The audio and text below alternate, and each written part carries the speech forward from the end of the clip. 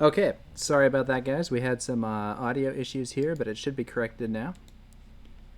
Yep, microphone looking okay. Let me know if there are any problems with that. So we are now going to go live here, live at 5. We got several games here from the West Coast Playtest League that's been going on. There was a little play anywhere type tournament. There were just three rounds of Swiss plus a bonus round, small little event. And I decided that this week I was going to play my anti-Dorinthea Katsu deck again. So this is a aggro ninja deck that I had altered in order to try to have a better matchup against Dorinthea, which is traditionally a tough matchup for ninja. So I decided I was going to try that out, see what I could do, and see whether or not it was going to be effective. So we will see. We will indeed see whether or not this was working out. My first game here is, in fact, against a Dorinthea player, Nestorion here. And yeah, let's see how it went. So starting us off here, I mistakenly put it at 20 life, but these are classic constructed games, so it is 40 life. My apologies for that. I believe I do fix that relatively quickly. Okay, so this is this is the matchup kind of that I was making this deck to play against. So the thing about Dorinthea is that normally ninja decks can have some trouble, at least aggro ninja decks can have some trouble playing against Dorinthea because she has those attacks that you really want to block that are high priority blocks, and then she has a lot of pressure, but the ninja player wants to be playing cards that only block for 2, and those cards are really not so good in the warrior matchup. So in this case, my opponent decides to go first. I'm happy to see that, actually. I prefer to go second. I'm just looking at my so I'm looking at what I have here in my sideboard, and I make a slight change. I take out one of my energy potions. Those are better when going first, so I tend to play 3 when going first, 2 when going second. And I put in a Surging Strike there to make up for it.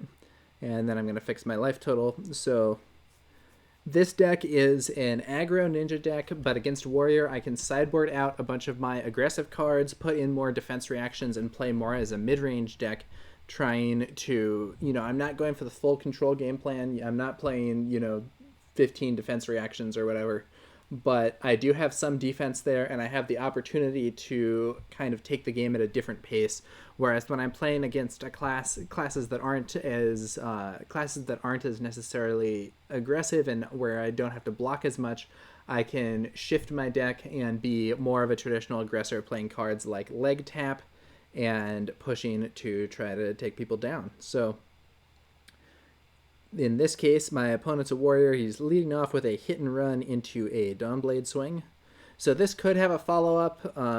This could have a follow-up from something else. I end up doing a double block, and I do block with a CNC, which I don't really like. The other card's a Soulbead Strike, which I'm fine with blocking with. The reason that I overblock this is just in case he has that attack reaction, I'd rather just block heavily, especially because it's the first turn, and I'm just going to be drawing up to a full hand anyway since I was going second, so pretty favorable in that respect.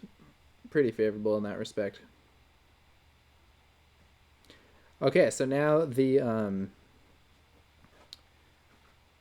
now it is going to be my turn, and I actually prefer to go second in this because it's an aggro versus aggro matchup, and in those aggro versus aggro matchups, I really do like to be the one who is going second, because that's the first chance to damage your opponent's tempo. Now, I think the ninja deck is actually pretty decent when going first. You can do those Kadachi pokes, and then potentially the dream scenario is like Kadachi poke, play a potion or something. If you think your opponent has a bad hand, you can not attack in order to try to get them to not get that sort of mulligan. But often a Kadachi poke will get in on the first turn because your opponent will be thinking that you might have a big combo coming and will save their defense. So that can be an opportunity to kind of sneak some damage through. So I am starting off here with a Surging Strike. It's going to be a red Surging Strike, coming in for 5 damage. And if this attack hits, I'm going to be able to discard the Plunder Run or the E-Strike and use Katsu's ability to find a Whelming Gust Wave. My opponent does let it hit. Thinking about my discard here, so I could discard the E-Strike. The advantage to doing that would be that I could then Arsenal the Plunder Run. And if I arsenal the plunder run, then I'm gonna have something set up for a good turn next time. But if I discard the plunder run instead, and the Whelming Gustwave gets in, I can use the card that I drew from the Whelming Gustwave to fuel the E-Strike. And E-Strike also isn't a bad card to put into Arsenal. So I decide I am going to go for the classic Whelming Gustwave red here. So then this is coming in here.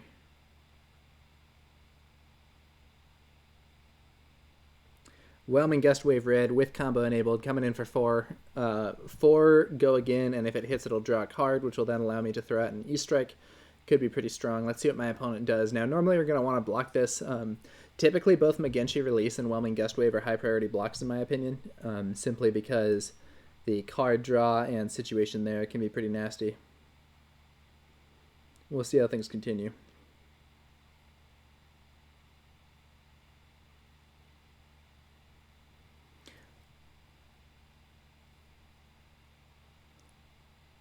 So it looks like I believe he blocks this only with his Braveforge Bracers for some reason. I'm a little confused by this. It might indicate that he has a really, really strong hand, because you typically would not want to be doing that. So I come in with an E-Strike 7, and if this hits, it will draw me a card from my Mask of Momentum, so I'm threatening tons of damage here. This is... So I did 5 and then 4 and then this 7. So this is a 16 damage turn. That's a really high amount of damage. And, you know, maybe this is going to force my opponent to block. Now, to be fair, he could just take the hit. He could just take the hit here for sure. But if he does just take that hit, it's going to end up putting him in a situation where he's really down a lot of life. And maybe he does have a huge turn, but he's got to come up with something really big. And he does indeed just take the hit. And I draw with Mask, put the card in Arsenal, and I'm very happy with that as a first turn there. You know, he took a large amount of damage. I'm pretty satisfied. He did block with his Skullcap, I believe, to reduce that damage.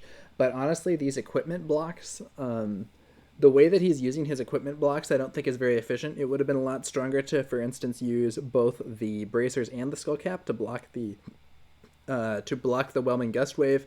Maybe I would have used my Breaking Scales to get in over the top, but then I would have lost a piece of equipment. And now we see, you know, this might be why he was going for this. He has a Iron Song Determination coming in. So he's going to have Dominate this turn and +1 damage, and then he's going to pitch. And the Dominate stuff from Warrior can be kind of scary. It sort of depends on the situation. It's not always all that good. So in this situation, he's coming in for 4 Dominate. He doesn't have Go Again, but he could get it from his Bracers. He could get it from his Bolters. I'm looking at what I have in hand. I decide I may as well block in case he just has the Glint. So I go for a 4 block with the Breaking Scales and a Soul Bead Strike that I have in hand. I still have a pretty solid turn, even having used this stuff to block, I believe. So then my opponent is going to come in here and play. He does have the Glint, so I'm happy that I blocked if he doesn't have another attack reaction. But of course, he's going to get a draw, so we'll see what happens there. And the question is now, does he have something else that's going to allow him to get in over the top? Or does he have some other card that he can play as a follow-up to the Glint and pressure me for even more damage? That's kind of the big question, in my view. Yeah, so he actually comes in with a, I believe, a red Overpower for a total of +6. So that's definitely a lot of damage, but the thing is, he's used all of his energy to play it. So I'm actually fine with taking 6 damage here, because he doesn't have any way to get the Go Again. Even if he broke his Bolters, he doesn't have an energy, so he couldn't really do anything in order to threaten me with another swing, and I'll happily take 6 damage. You know, in this situation, I think I came out way ahead on that exchange, where I ended up doing 12 damage to him plus some armor damage, and he only did 6 in return to me. So I'm pretty happy with that. And now I'm going to try to do an aggressive turn of my own. I have this fine center here, so I can pitch that and start the Kadachi swings, which are always very annoying for an opponent to deal with. First Kadachi coming in for 1 Go Again. He's thinking about it. Takes the 1. That's usually correct. Sometimes you do want to block the second Kadachi swing, but the first Kadachi swing, usually one that you should let in. There are rare situations where you might block the second one too. So then I come in with a Surging Strike. I believe it's a Surging Strike yellow that I had in Arsenal. And I end up pitching the CNC and doing another Kadachi swing. I think actually in retrospect this wasn't the best way to do this turn. I was thinking that he wasn't going to block the Surging Strike and I was going to be able to throw out a... I was thinking that he wasn't going to block the Surging Strike and I was going to be able to throw out another Whelming Gust Wave, but this time he had a Sink Below which blocked it cleanly. And I followed up with just the Kadachi swing, and then I do get the Plunder Run into Arsenal, but overall I haven't done as much pressure as I thought, so I think I misplayed that turn a bit. I should have gone for the CNC play. My opponent comes in with a Scarf or a Scar for 4, and I just take it. Usually I think if you're getting attacked by a Scarf or a Scar from a warrior, the best move is just to take the damage there. It's just one of those things. Okay, so then in this game here, my opponent throwing out the, as a follow-up to the Scar for a Scar, he throws out an Enlightened Strike. I believe it may be E-Strike 7, but I'm not sure. And so I'm kind of thinking, do I want to just take the damage here? Or how much do I want to block or not block? I have 2 Ancestral Empowerments in hand, which is kind of tight. I end up deciding that I'm just going to take the damage here. I believe my plan on this turn, well, we'll see. So I have the Plunder Run, so my first attack will get +3, and if it hits, draw a card. And then I'm going to come in with an E-Strike 5. E-Strike 5 go again, but it gets the +3 and draw and hit, so it's actually coming in for 8. Yeah, so Plunder Run here, the next time an attack action card you control hits this turn, draw a card. If Plunder Run is played from Arsenal, the next attack action card you play this turn gains +3, and then it does have Go Again.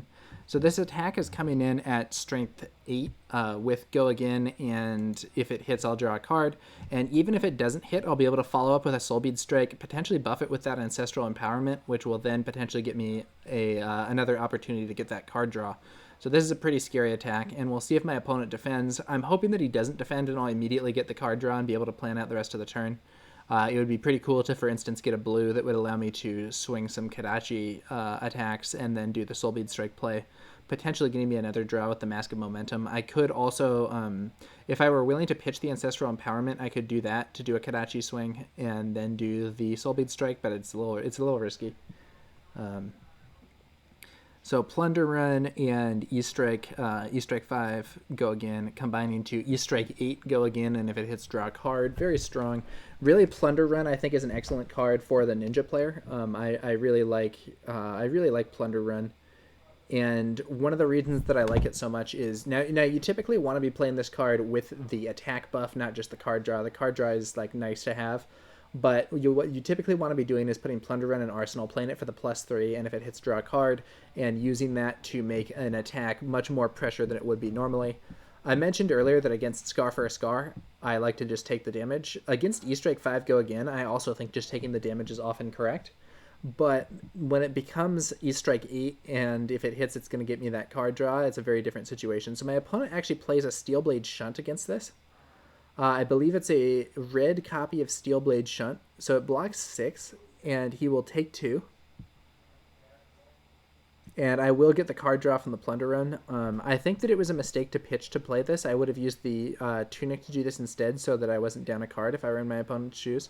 I draw a Crane Dance here, which I have the ability to... pitch that and do those swings. So pitch the Crane Dance, Kadachi swing for 1.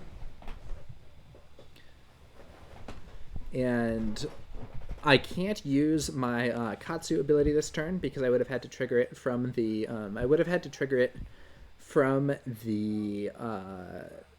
Enlightened Strike. My opponent decides to block the Kadachi swing using his Brave Forge Bracers, probably to disable my Mask of Momentum trigger. And so then I come in with the other Kadachi. That one goes unblocked, and then I throw out the Soulbead Strike for 4.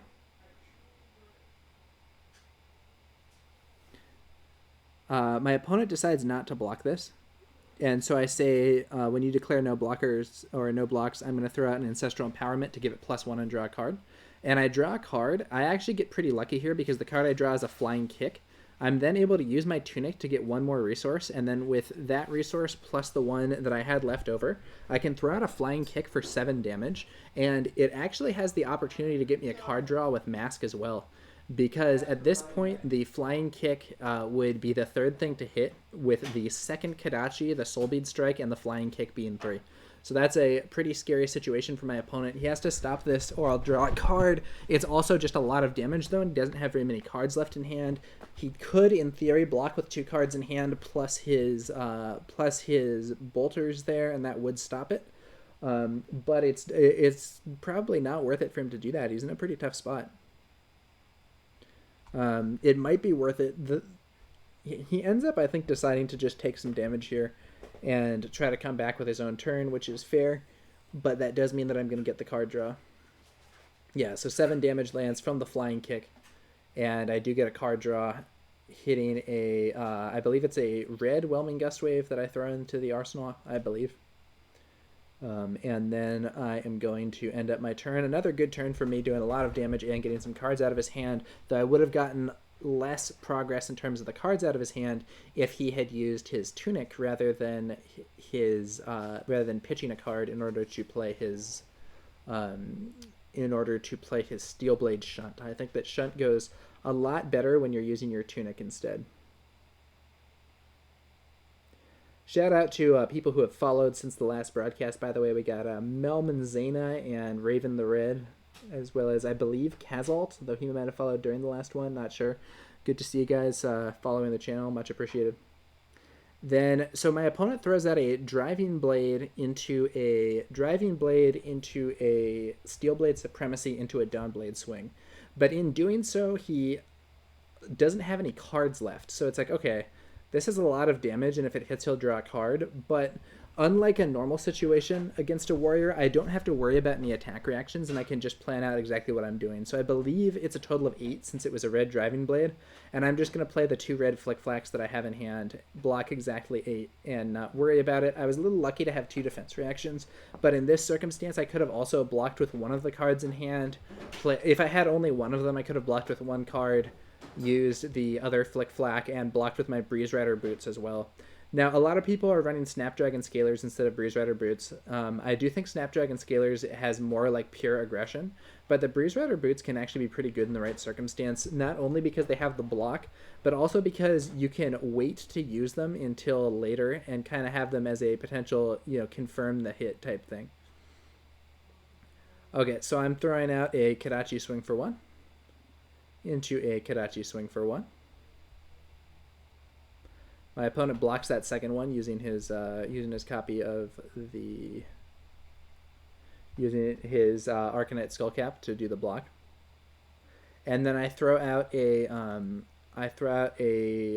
Whelming Gust Wave for 3. My opponent plays I believe a red Sink Below to counter it, and I'm fine with that. I'm just going to put a card in Arsenal. That's my turn. So in that situation, if I had scored the hit with Whelming Gust Wave, I might have used my Breeze Rider Boots to give it go again, and then gotten rid of the E-Strike that I had in hand to throw out a Megenchi Release, which would be a high priority block for my opponent. In this case, I don't end up doing that. So he comes in with a Ravenous Rabble. Coming in at... He reveals his top card. I believe it's a red Sink Below, so he's coming in for 4 with go again. Now, similar to that Scar for a Scar, I think the best thing to do in this situation is just eat the damage, so that's what I do, 4 damage. He then has another Ravenous Rabble, same situation. I'm still just going to eat the damage, 4 damage. And then he's going to Arsenal his other card instead of pitching it, whatever it is, in order to swing the Dawnblade. Okay, so I now know that he has a red copy of Sink Below in hand, as it was that card that was on top from the Ravenous Rabble. He had, he did have the good draw there with the, on the 2 Ravenous Rabbles with a red on top, but it does also, the downside of Ravenous Rabble is that it gives your opponent some information. Now, as an upside, it can give you some information as well. So there are some situations where it can really help out, but it's not guaranteed. Okay, so then in this situation, I'm going to pitch with 2, Kadachi Swings. Each of them has go again. And then I'm thinking about how I want to follow up. So one thing that I could do is just pitch and do Flying Kick immediately. I could also play the Magenshi release that I have, and then potentially try to use the Breeze Rider Boots to get the go again. One problem with that would be that even though I could pull a Lord of Wind, I would not have the energy to do the full Lord of Wind thing. I end up deciding that I'm going to go, I believe I go for an E-Strike 5 go again, which I then plan to follow up with that Flying Kick for another 7 damage, just throwing huge damage out there. And this is like, or maybe I'm going to pitch the Flying Kick and I'm going to throw out the Magenshi release as a follow-up and then put the Plunder Run in Arsenal. I don't remember which way I go. I think about this for a bit in terms of like what my preferred attack pattern is. In general, so I think I do go with the, I think I do end up doing the Flying Kick next, which I think is the way I like it here. My opponent plays a Springboard Somersault that he has in Arsenal to reduce the damage by 4. And I do pitch the Plunder Run and play the Flying Kick, coming in for 7. Flying Kick is a very cool card in my view. I really like I like the way that it doesn't require a specific combo or setup. You can just like throw it in at the end of anything. And my opponent does end up blocking against the Flying Kick using a copy of Sink Below that we knew he had in hand to block 4. And he might block with a card as well, or he might just be thinking about whether or not to use the Sink Below effect. But either way, this is a turn where I've gotten some damage through and I put a lot of pressure on. Additionally, I believe my opponent used his bolters to block this turn, and that's why they're tilted to the side like that. I think he used them to block the second Kadachi swing so that he would disable my mask. That is a good tactic against Ninja, using those using your equipment to negate the second Kadachi swing so they can't land 3 hits in a row. I do think that can be a pretty effective tactic. So, just something to consider.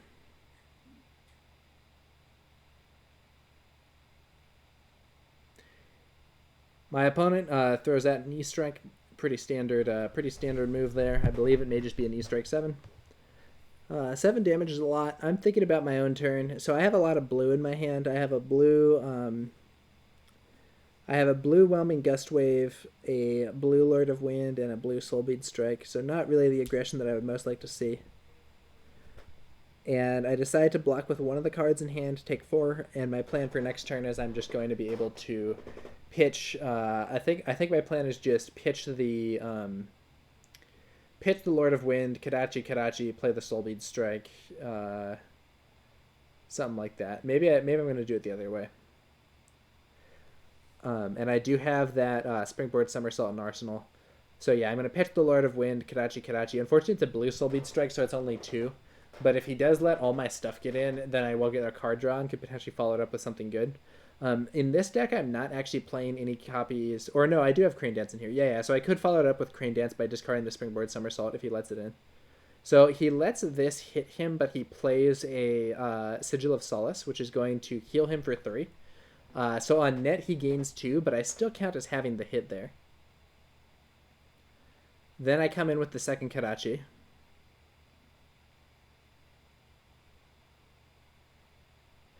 Kadachi coming in for another 1 with go again. This is just standard Ninja gameplay, and I think he ends up deciding to block that with his Tunic to prevent me from getting the card draw. And I'm like, okay, that's fine. That's fine by me. I'll come in with the Soulbead Strike for 2.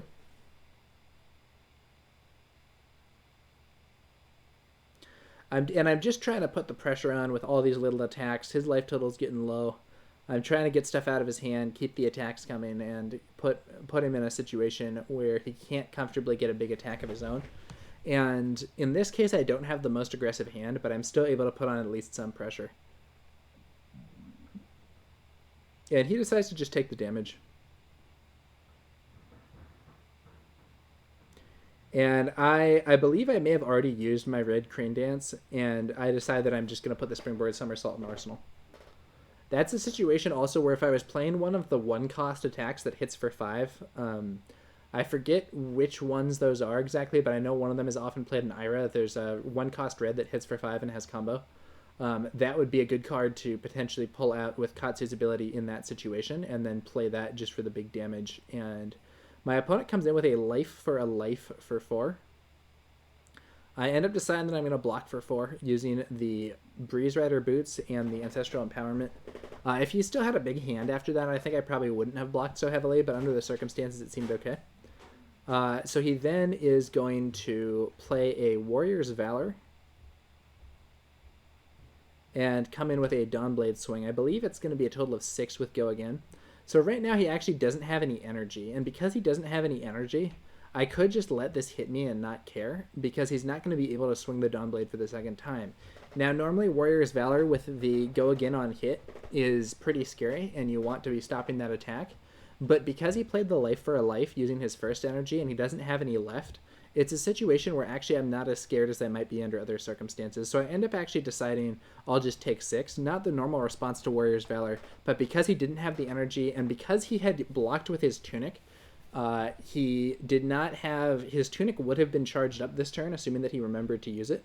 And he could have used the energy from his Tunic in order to make a second attack, but because he didn't do that, I felt comfortable just taking the damage. And now on this turn, I'm going to be able to throw out an attack of my own.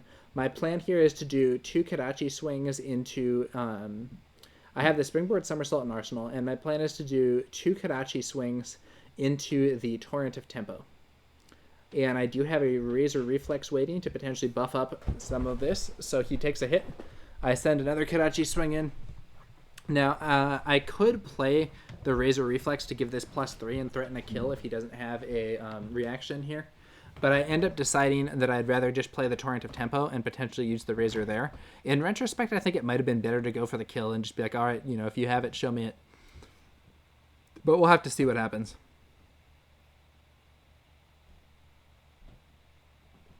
So Torrent of Tempo is coming in for 5 here. If it hits, Go Again. And if it hits, it will also trigger my Mask of Momentum.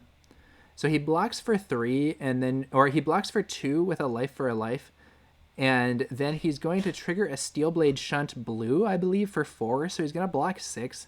I play the Razor Reflex to go up to 8. And it does land, so he is down to 1 life. My Mask of Momentum triggers, and unfortunately I draw a Surging Strike. And so the Surging Strike there, not going to do it.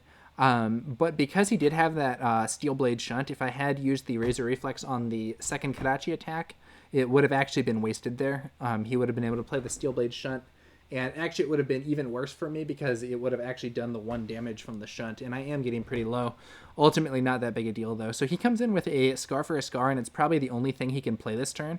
At this point, I just use the Springboard Somersault because I have a fairly aggressive turn of my own, and I'm fine with just doing that. So not a huge problem for me. I believe, forget to take my Fyendal Spring Tunic here. Oh no, I see it there. Okay. I did not see it at first. Luckily, I took that before I played anything. You do have to remember to use that tunic at the start of your turn. That is an important factor. Okay, so now I'm coming in with a Kadachi for 1 with Go Again. And my opponent here is going to play a Steelblade Shunt to block it and deal 1 damage to me. I'm fine with that, though, especially because he had to use 2 cards to do that. That's totally fine by me. Then I'm going to come in with my second Kadachi for 1 with Go Again. That one he blocks using an Overpower. And I'm going to pitch and play a Torrent of Tempo for 5 with Go Again on hit. And all he has is a single card there that blocks for 3. And I believe that is going to be the game. And he shows that he had a Razor Reflex in Arsenal. So ultimately this game went fairly well. I think I was able to overwhelm my opponent with the multiple attacks that Ninja can throw out there. Was able to defend against his stuff. At a few moments, he did have some good attacks. He did manage to get me down fairly low, but I felt like overall I had the tempo advantage throughout this game and generally was in control of what was happening. So all things considered, pretty good situation. That was the first game of the event. Now we're going to move on to round 2. All right, so let's load up the file here.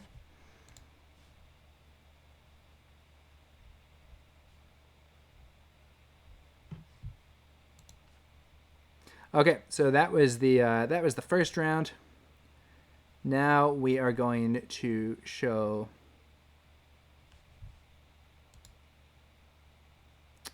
the second round here. This is going to be another game against Warrior.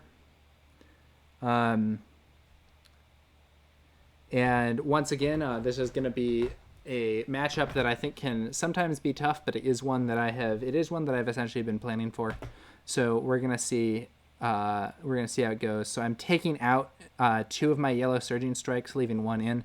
I'm taking out my leg taps, and I'm going to take out Art of War as well. I've actually cut Art of War from the deck completely. I know it's good in theory. I just haven't really been able to get the full use out of it. I then also take out a yellow Rising Knee Thrust, which I only have in there to enable the leg tap combo.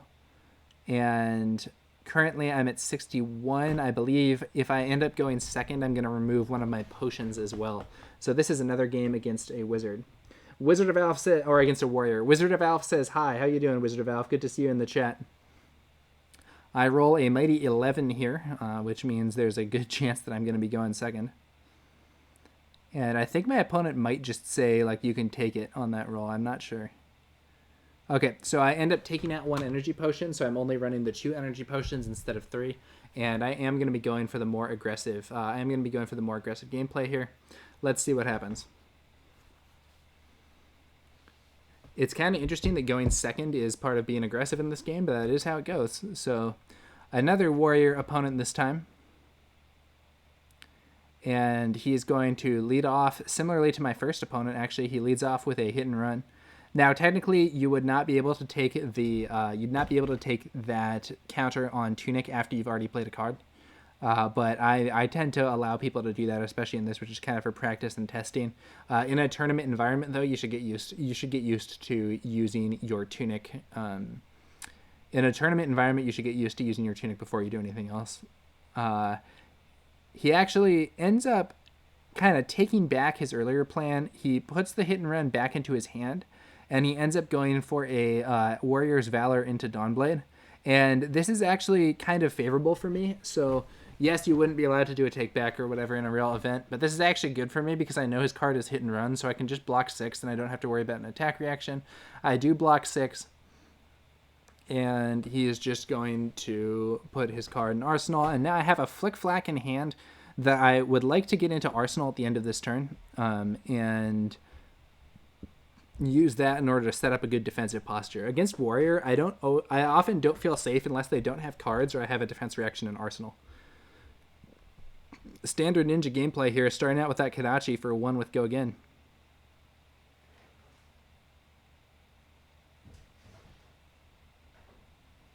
Highlighting the Mask of Momentum. When an attack action card you control is the 3rd or higher to hit. Third or higher attack in a row to hit, you draw a card. That can be very strong in the right circumstances. So 1 Go Again with the Kadachi.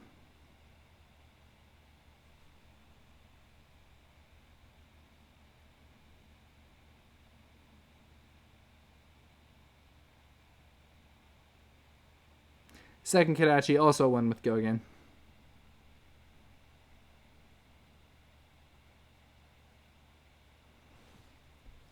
This time my opponent let both of those through. I follow up with the Torrent of Tempo for 5 if it hits Go Again. This one is probably going to get a block out. I could have actually just done an E-Strike here. It might have been a better option to go for E-Strike 5 guaranteed Go Again and then follow that up with the Torrent of Tempo. But, we'll see how it goes. So he ends up blocking 5, I believe. He's thinking about how to block this. And he's thinking about, do I want to block with my skull cap? Do I want to block with my other equipment? He does want to block this because if it hits, I will get the card draw and the Go Again.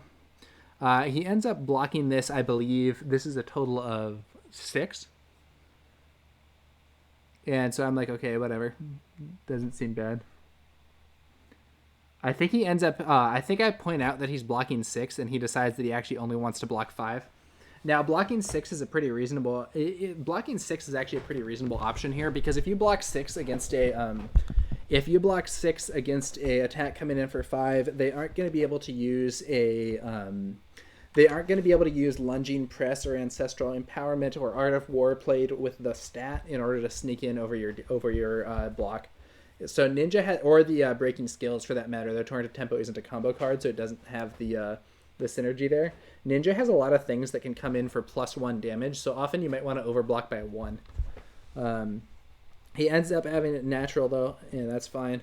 So now he's coming in with a Dawnblade Swing for 3, pitching a Iron Song Determination. So pitching Iron Song Determination early, like sometimes people are maybe confused by that. Iron Song Determination gives the Dawnblade, or gives your weapon +1 attack and dominate. The reason you want to pitch that card early though is because in general, you want to be saving those dominate plays for later in the game once your opponent has stuff ready. So I think I say no blocks here, and my opponent starts to play a copy of Singing Steelblade, but I point out that it doesn't have reprise active, so he decides that he's just not going to do it. And so he hits me for 3. And I think under this circumstance, it's quite possible that what he was hoping to do was the Singing Steel, or the Dawnblade into Singing Steelblade into Glint Go Again play. So he ends up just playing a Glint from hand instead, which I'm fine with. I'm like, sure, okay. But then so I had already taken the damage, and I think he had thought that he had a Go Again, but he's like, oh wait, I forgot to play it. Let me play this. And I'm like, sure. But now I'm going to use the Flick Flack from Arsenal after he's played the Glint. So now he isn't going to have Dorinthea's ability, so he won't be able to do that second Dawnblade attack, and he's kind of played the Glint for nothing. I was fine with just taking the damage, but now that he has the Glint, I want to play this now to potentially stop that damage and stop his Go Again. And that ends up, I believe, succeeding here. So I'm going to be able to shut things down there. And the good thing about that Flick Flack is that it would buff my next block. So if he did get through with an attack reaction and then attack again, I would have been able to block with the Magenshi Release that I had in hand and actually block not just for 3, but actually for 5 to potentially stop that second attack, even if he had it buffed up with a card. So then I'm going to come in. I think this may just be E-Strike 7. I'm not sure. I don't really have a good follow-up for it, so I think it may just be E-Strike 7 and then put the Sink Below into Arsenal. Debatably, I should have pitched Ancestral Empowerment here to swing. Metagod says, yeah, biggest mistake a warrior can make is to forget their weapon can't attack twice if they don't push damage through. Yeah, so with warrior, it can be a little interesting. You have to line up 2 different things to do your full attack pattern. So you have to not only get a Go Again effect for your weapon, but you also have to get a effect that will allow you to swing multiple times. Now, normally, this is going to be Doria's ability, where if it hits, you get to swing an additional time. But in some cases, you can do this with Twinning Blade instead.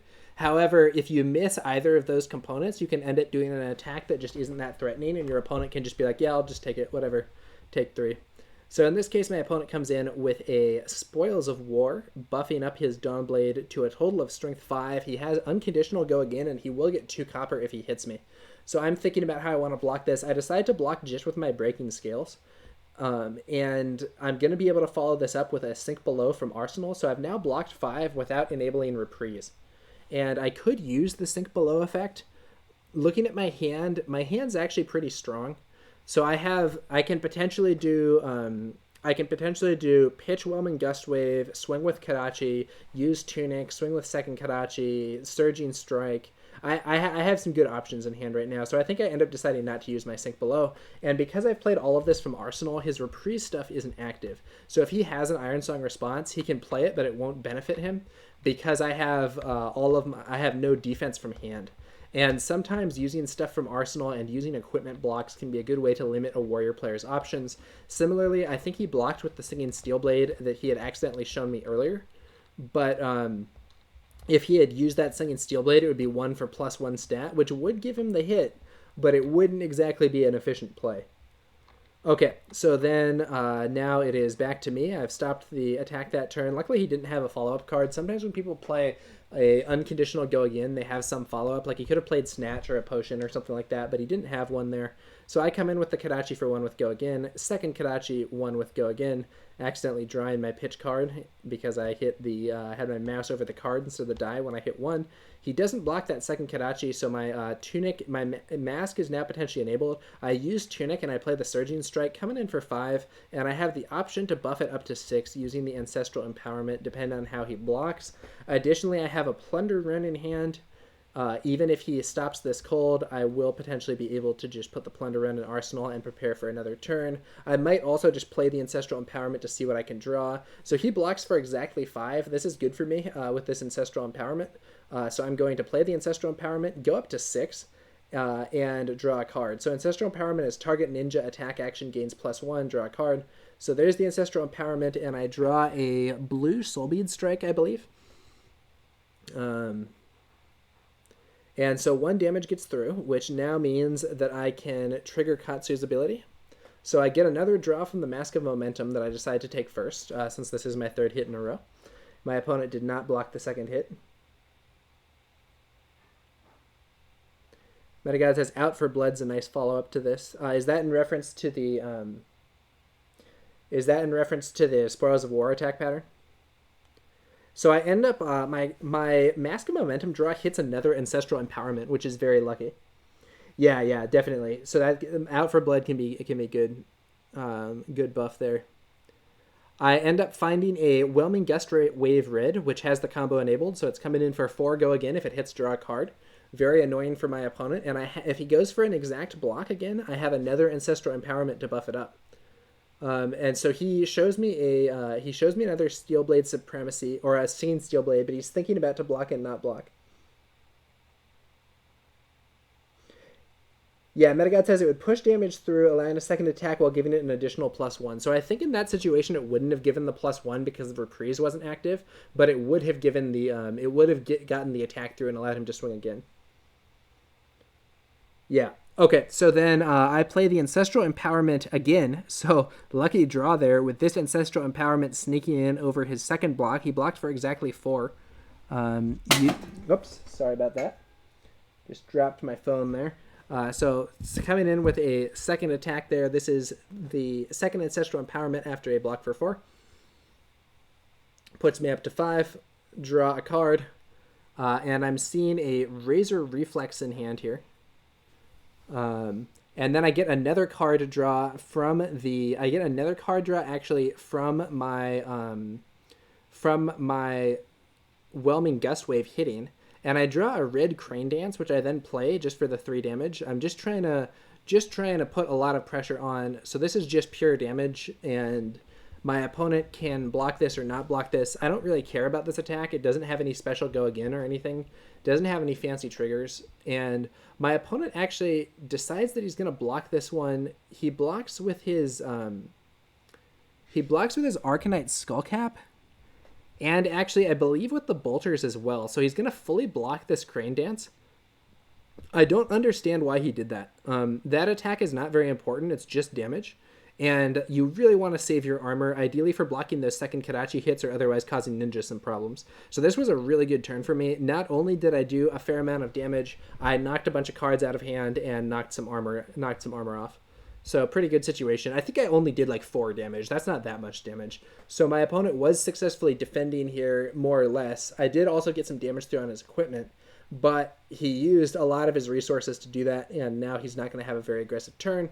And I have that Plunder Run in Arsenal for a potential boost to my next turn as well. Okay. Metagod says, Warriors care less about taking damage than they do about having small hands. Yeah, I agree with you. So I often say tempo is more important than damage. I think that's especially true with Warrior and Aggro Ninja. These decks care a lot about having a large hand so that you can throw out a lot of different things in your turn. So he flips over the card in Arsenal, which I know is that hit and run because he showed it to me much earlier. This is also just another little thing that is notable in this game is it's important not to like leak information to your opponent. And by leak information, what I mean is there's a lot of ways that you can like accidentally show them something, give them information. My opponent accidentally draws 5 cards. I'm like fine with that. It's casual, whatever. He just puts it back on top. So he ends up deciding he's just going to draw up. I actually don't think that's good. I think at minimum you should use Tunic to swing Dawnblade or something. Just try to do something that's going to generate even a small amount of damage. So I'm going to swing my Kadachi, and then I realize I should have played my Plunder Run first to avoid breaking the chain when I do play it. I ask my opponent if I can do that. He's okay with it. I'm like, cool. So then Kadachi coming in for 1 with go again. The Plunder Run does not apply to my Kadachi attack, but it will give my eventual Soulbead Strike Red +3, and if it hits, draw a card. So my opponent plays a Steelblade Shunt against my Kadachi hit. This does damage me for 1, but I don't think it's that effective necessarily. First off, if I wanted to do it, I would do it on the second hit, and second off, I would not do it while pitching a card, given that he has his Tunic charged up and could use that instead. I think that I consider Steelblade Shunt to be a good card, but I'm usually pitching it early, especially the blue Shunt. I think the best use of that card is that you pitch it early in the game and you later use it for damage when it's a situation where it would actually be lethal to your opponent or put them really low. You don't want to be just using it here, because 2 cards to deal 1 damage and block 1 damage is just not a very good trade in my opinion. Second Kadachi swing coming in now. My mask isn't enabled here. Kadachi, he ends up letting this one in, so Kadachi swing hits. And then Soulbead Strike for 4. If it hits, it gains Go Again. It has the +3 from Plunder Run, so it's actually coming in for 7. And if it hits, I will Go Again and draw a card, because I do have the buff from Plunder Run. And so my opponent, and if I do hit with this, I can use Sink Below to filter for a Crane Dance, but I only have 1 red Crane Dance, and I've already played it, so it wouldn't necessarily be that effective. However, I could get a blue Crane Dance and play that, I suppose. My opponent ends up blocking 3 against this, I believe. Thinking about his second block. Actually, he goes for the big block. Metagod says, seeing Plunder Run should have signified a big attack reaction that would have been better. A big attack action that would have been better use of the red shunt. Yeah. Actually, I would not even put red shunt into my deck at all against Ninja. I don't think it's good. So I end up playing that Razor Reflex, getting the hit with the Razor Reflex, and then I draw a Crane Dance blue, which is something that I actually could play anyway. Metagod says, I don't play red shunts either. Yeah, so for me, I do actually have the red shunt in my deck, but I don't play it in normal situations. I only put it in against Warrior and Guardian. So I do think it's a good card in those matchups, but against Ninja, I actually don't really like... I don't think any shunt is all that good. I do have the blue ones to potentially kill them in the late game, but then I usually just run the blue shunts and then maybe Springboard Somersaults when I'm playing against Ninja. Often I might just go aggro though, quite frankly. Alright, so then Crane Dance coming in. If this one hits, I will get to draw a card from the Mask of Momentum.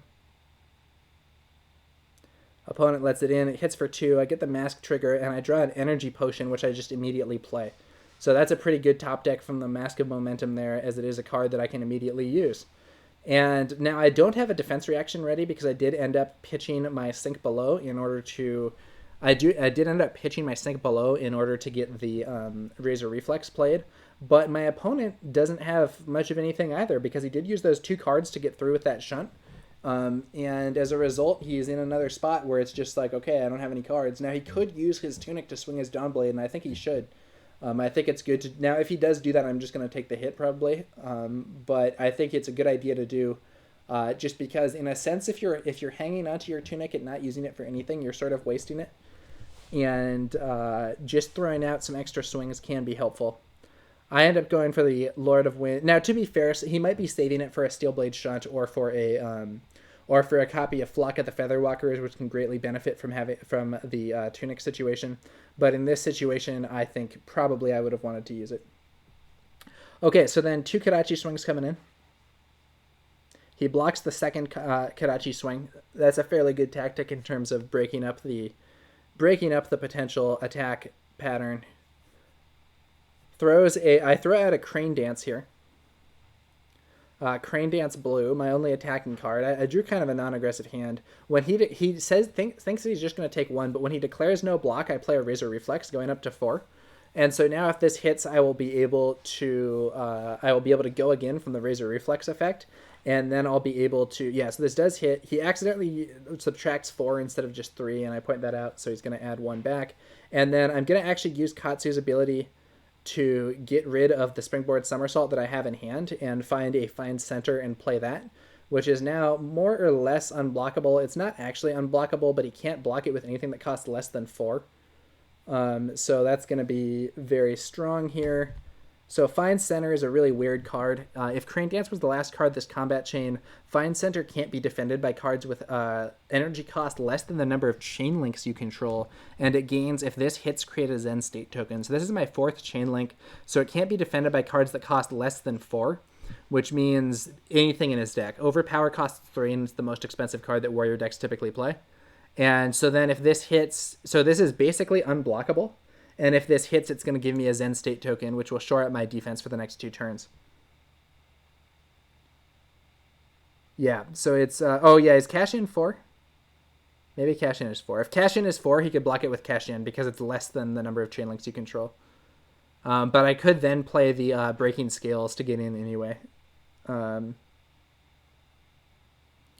Yeah, so I also don't know if he's playing Cash In. I don't play Cash In personally, but I know some warriors do. I believe actually the winner of the Taiwanese Nationals was playing Cash In his deck and used it to good effect. For me, because I've kind of shifted to a wider game plan, I don't find myself reliably getting 4 copper tokens to trigger it. Since I'm often doing that first attack almost just as like a spoiler to try to get defense out for some attack card. So the Zen State lands, and the Find Center lands, and I get this Zen State counter. So I'm going to highlight this, or it's a token. Zen State enters the arena with 1 balance counter on it. At the beginning of your action phase, destroy Zen State unless you remove a balance counter from it. So it basically has 2 turns of life. So the turn that I just used it, it's going to come into play. Then at the beginning of my action phase, I'm going to remove a balance counter from it and keep it in play. And then the turn after that, I'm going to get rid of it. But it has a, whenever your hero would be dealt damage, prevent 1 damage that source would deal. And that's a very strong ability, because that's really going to allow me to take some hits and just have natural damage reduction to make it a little bit easier for me to defend. Against some characters, this is also like crushingly good. So against other ninjas, it means that their Kadachi attacks don't do anything anymore while you have it. Against a Runeblade, it makes you totally immune to rune chants, and they have to just wait. It's a pretty sweet card, all things considered. So then that was my turn. Overall, didn't do a lot of damage, but did get some hits in and landed that Zen State counter, which is going to make it more difficult for my opponent. He finally plays that hit and run that's been sitting in Arsenal since the start of the game. And looking at my hand here, I have what could be a pretty aggressive hand. Surgeon Strike, CNC, and E-Strike, plus a blue. Pretty good. I also have that potion still, and my tunic will be charged up. So overall, I'm in a spot where I could definitely start doing some attacks. My opponent's coming in for 3 with Go Again. I do have the automatic block for 1 from the Zen State. So because of that, I end up deciding that in this situation, I can afford to block only with this Surging Strike that blocks for 2. Which is going to mean that I can keep the E-Strike and CNC and Lord of Wind in hand. If I did not have the Zen State and I wanted to block this completely, I would have had to use one of my cards that blocks for 3. Metagod says, fun thing I learned today, taking a hit only triggers if damage is dealt. Yeah, that's true. So if you're in a situation where, like, damage is, like, they're not actually blocking it, but they play Bonehead Barrier to reduce the damage, and it reduces the damage to 0, that doesn't count as a hit. Or, like, that Runeblade card that turns all of your rune chants into damage shields. I forget what that card is actually called, but as long as they have rune chants, you won't be triggering on-hit effects if you're attacking into that card. As long as they have enough rune chants to stop it. Runeblood Barrier. Yeah, thanks, Metagod. Okay, so ends up, that's just the turn, which I'm pretty happy about. I was definitely worried about some attack reactions there. Lose a counter on my Zen State. Then I'm going to come in with a Strength 1 Go Again. Note that I forgot to take my Fyendal Spring Tunic here. And this is actually a substantial mistake. The fact that I forgot to do my Fyendal Spring Tunic here means that I'm not going to be able to do the attack that I originally had planned, which was pitch Lord of Wind, do a Kadachi Swing, use Tunic, play CNC. So that would have been what I most wanted to do this turn, but I'm not able to do it anymore because I accidentally forgot to take my Tunic. Now, I could have asked if my opponent would let me do it anyway, but I'm trying to be stricter on myself so that I learn to, like, do it better in tournaments or whatever. Sometimes I will ask for it, but sometimes I'm just like, you know what, I'm just going to take the hit and adapt. And so I end up going for the E-Strike 7 instead of the Command and Conquer. My opponent plays a copy of Steelblade Shunt there. Or he puts one out and then puts it back in his hand. I'm pointing out that hit and run should not still be there. That was from last turn. Alright, so E-Strike coming in, and the good thing about this E-Strike is that if it hits, it will draw a card. Metagod says, because the rule is safe, attack is greater than defense and the attack hits, but somewhere else it says a hit means life is lost. Yeah, so one other thing to note is that sometimes people will play an instant Sigil of Solace to heal. If you heal but still get hit by the attack, that does count as being hit, because it's like you gained 3 and then you lost 3. But if you play an instant that blocks damage, that's different, and it might prevent you from getting hit if it blocks all the damage. I know that Guardian has an instant that blocks damage, and I know that there are Brute does too, Runeblood Barrier, and Ranger has Feigned Death. So those all stop on hit effects. Alright, my opponent ends up going for a triple block here. So he is going to block this attack completely and deny me the card draw from Mask. But honestly, I'm kind of fine with that because it means he'll have no momentum on this next turn. And I do still have the Zen State to potentially reduce some damage. So now I'm looking at my hand. Once again, I've drawn not the most aggressive hand, but I can do Pitch Whelming and do Karachi Magenshi, which is not bad. So this time he does finally use his Tunic to swing the Dawnblade, which I do think is a good move. And I'm thinking about my next turn. On that next turn, I might want to do Karachi Magenshi. I end up just throwing out the Springboard Somersault that I have in hand as a block, and that's only going to block for 2. Or I'd throw it out as a defense reaction. So that's only going to block for 2, but then the third damage is going to be blocked by the Zen State token, so it actually doesn't do any damage. So once again, Zen State allowing me to stop an attack completely using a 2 block instead of a 3 block. Not the biggest use of Zen State. Ultimately, it blocked, I believe, 2 damage in this game. But 2 damage is still something significant, and shutting down even a small amount of damage from your opponent can be pretty sweet. So whenever your hero would be dealt damage, prevent 1 damage that source would deal. Now, the Zen State is going to be a lot less effective if you were playing, for instance, against a Guardian opponent, where it's just like, oh, yeah, I'm coming in for 11. It's like, tight, I blocked 1. Now, on the other hand, maybe that's going to make the difference between getting crushed and not getting crushed when combined with other defenses. So it's not as if it's useless, but Zen State is much better against wide attacks than it is against tall attacks. All right, the classic 2 Kadachi swings. My opponent blocks the second one. I'm fine with that. And I'm going to throw out a Magenshi Release. Combo not enabled here. So that's going to be coming in for 4. And all that crazy card text doesn't matter. 4, and if it hits, go again. Or I'm sorry, 4, and does not have if it hits, go again. Doesn't have anything fancy. And my opponent ends up going for another Steelblade Shunt here. And I have to say, I think that these are too many copies of Steelblade Shunt to be running. When I'm playing against Ninja as Warrior, I want to be the aggressor. And I typically play 2 copies of Blue Shunt, and that's it. Not playing any Red Shunt. I don't even have Yellow Shunt in my deck list. Not playing the 3rd copy. So actually, no, that's not true. I do often play the 3rd copy of Blue Shunt. Replacing one of my energy potions, because I don't want to have that many cards that can't block against Ninja. So I do often play 3 Blue Shunts against Ninja. But I'm not going to be playing any of the yellow or red shunts. Metagod says, I still play 3 blue shunts because I pitch them all and hope to use 1 late game to win. Yeah, exactly. I think blue shunt is a great pitch card because it comes around in the end of the game, and it can often be, the decisive card that you need. So my opponent actually pitches a shunt to play a shunt. I could actually get the hit here by using my Breaking Scales and then use Breeze Riders to go again, but I decide that's kind of pointless. I'm fine with just putting my Sink Below in Arsenal. So I'm looking to see how many copies. So I've used 2 Whelming Gust Waves, no Lord of Winds, 1 Magenshi Release, and 2 Surging Strikes. I'm trying to see just like how big that combo is, because it's reliant. The final stage of that combo where you play Lord of Wind is reliant on having the earlier stages from the combo already in discard. So I'm just looking at my discard pile and trying to see where I'm at there. Okay, so a Dawnblade Swing coming in for 3. And I decide I'm just going to use the Sink Below that I have in Arsenal. And because I have 2 defense reactions in hand, I actually decide to use Sink Below to get rid of another Sink Below, trying to draw into a more aggressive hand. And I end up drawing a blue Soulbead Strike, which is like somewhat more aggressive, but not exactly what I was going for, quite frankly. However, it's still going to be a hand that will allow me to do at least some aggression. I can do pitch this blue Crane Dance and do Kadachi, Torrent of Tempo. If he doesn't stop the Torrent of Tempo, I can follow that up with the Soulbead Strike. So there's the first Kadachi swing. And the other thing is, I'm totally fine with this being a longer game.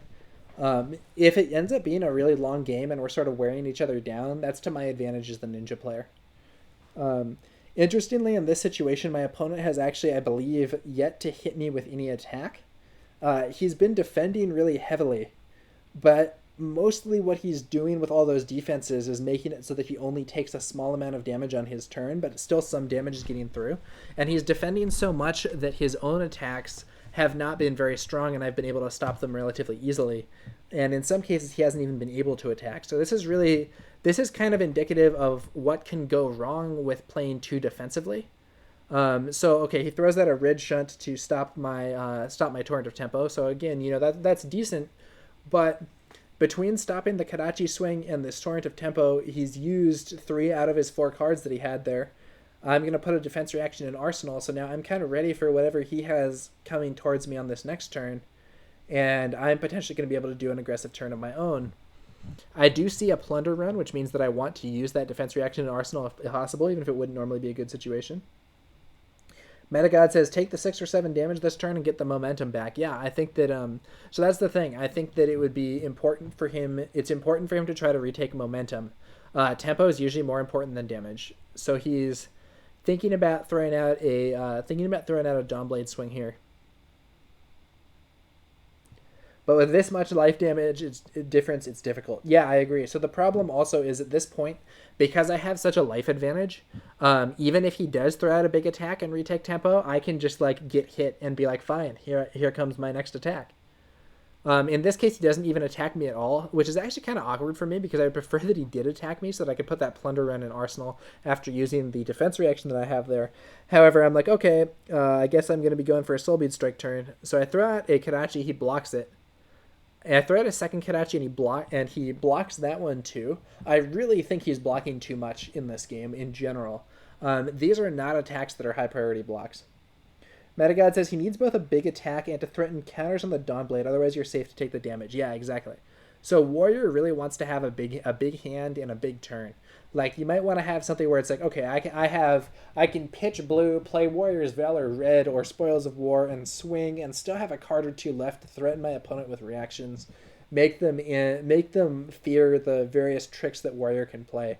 Right now, my opponent is taking damage much slower than you might otherwise, but in exchange, he's not exerting the offense pressure that Warrior is known for, and so it hasn't been as difficult for me to stop him, and he's slowly getting worn down by these attacks. So this turn, Soulbead Strike coming in for 4. If it hits, go again. The other thing you have to worry about is fatigue. There is a risk that if you block everything, you'll run out of cards because these Kadachi swings aren't costing me cards since I'm just pitching to play them.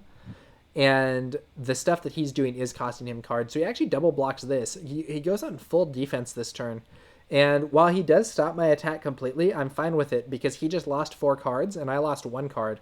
And that's putting him closer to fatigue, a state of affairs that I'm totally happy with. He's not really doing anything on his own turn. The best that he can do is I don't know, maybe he has an attack in Arsenal. Maybe he can pitch and swing a Dawnblade. I don't know. Metagod says, Sharpen Steel, pitch blue, Warrior's Valor, attack with the Dawnblade, 1 resource floating and 1 card in hand. Maybe it's a glint. Yeah, that's a pretty good one. Sharpen Steel can be nasty. So he throws out a Dawnblade swing with his Tunic, and I just respond with the Flick Flack and Arsenal. I have 2 copies of Plunder Run in my hand now, and I'm just trying to clear Arsenal for that. So I'm going to pitch my Lord of Wind here, Kadachi swing for 1 with go again. He takes it. Kadachi swing for 1 with go again. He takes it. He may be in this case figuring out, oh, okay, I'm going to do a big turn. I come in with a Whelming Gust Wave for 1. If it hits, it'll draw a card. This is really bad, but I still have my Breeze Rider Boots that can potentially turn this into a bigger attack. He ends up blocking. I'm like, okay, I'll just put a card in Arsenal. Sometimes the threat of Snapdragons or Breeze Rider Boots, sometimes just the threat of the Snapdragons or Breeze Rider Boots can be more useful than actually using them, because if I actually used the Breeze Riders there, I would be able to do something that was kind of good, but it wouldn't be that good, you know what I mean? And, however, if my opponent blocks there, and a similar situation happens multiple times, that like degree of wearing down your opponent can be useful. Okay, so now he's going to pitch and play a Singing Steel Blade and swing a Dawn Blade for 3.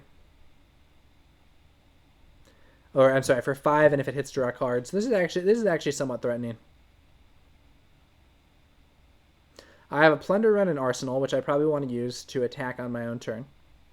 I'm thinking about what I want to do defensively. I end up going for a double block, blocking exactly 5. And now if he pitched a Twinning Blade, so he probably does not have another Twinning Blade. He doesn't have a go again anyway, but he might have another attack reaction. Now if he actually doesn't, so that's just kind of it. And I'm like, okay, I'll take it. I'm not entirely sure what he does have, but whatever it isn't able to put out the aggression that he needs. Metagod saying, when I do an attack like this, most of my opponents throw out their hand. Yeah, making your opponent block heavily is definitely great for Warrior. You know, Warrior often wants to be in the position that I'm in now, where you're doing a bunch of attacks and your opponent is blocking heavily and using a bunch of their cards, and you're just like, okay, on to the next turn. You don't really get a turn, and I'm going to come back again.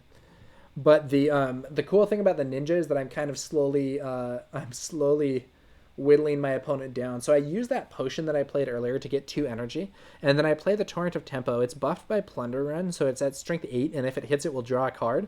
And I have a Razor Reflex in hand that I'm going to be able to potentially use on that Torrent of Tempo to put it up to strength 11 and get through even a heavy block.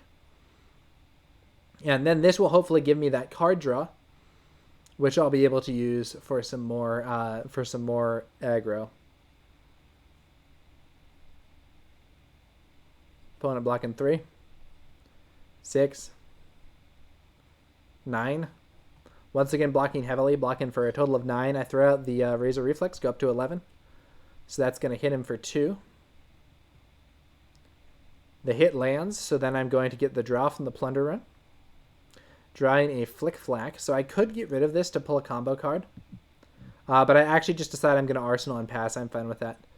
Having that Flick Flack and Arsenal does give me that extra bit of security in case he does go for a big turn. And I don't have the...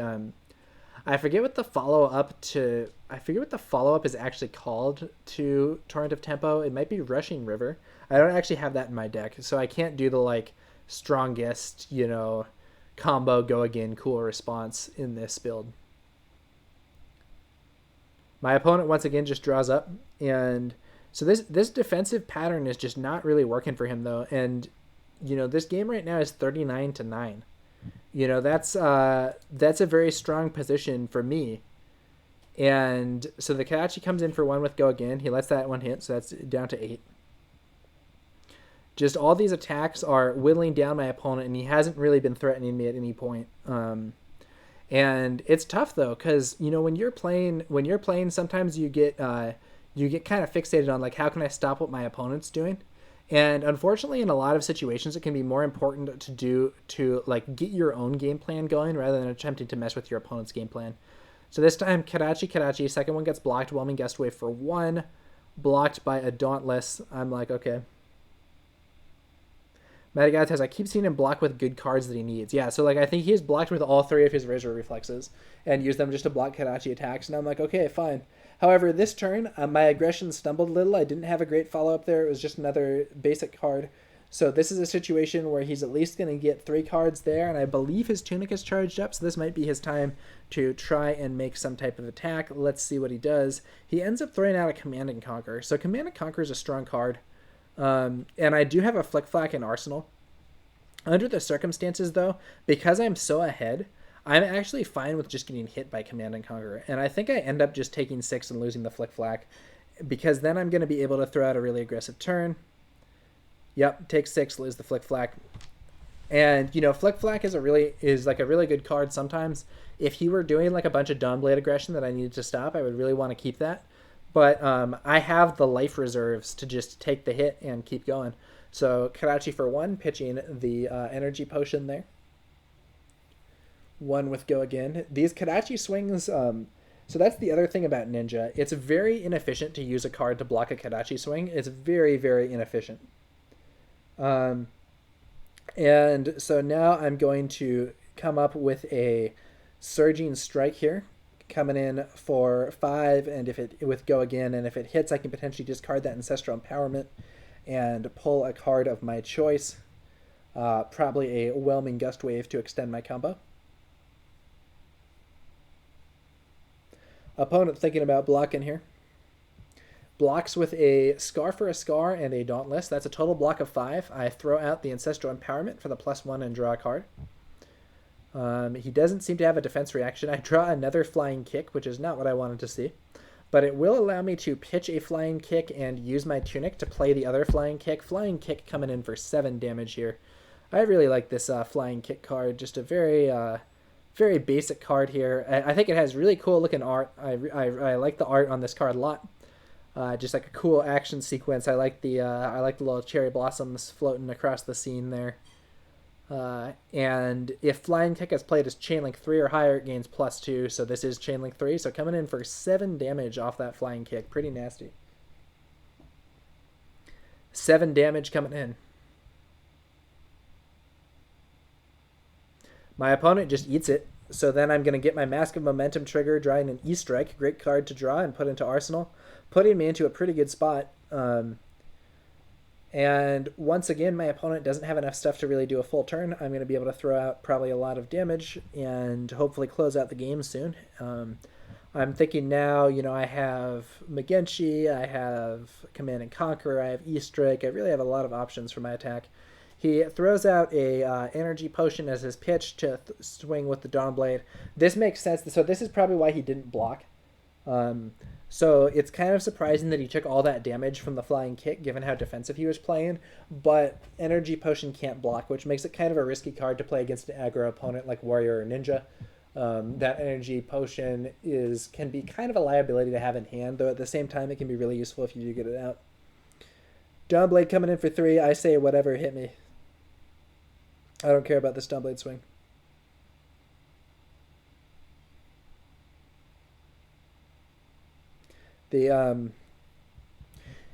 Just taking the damage here.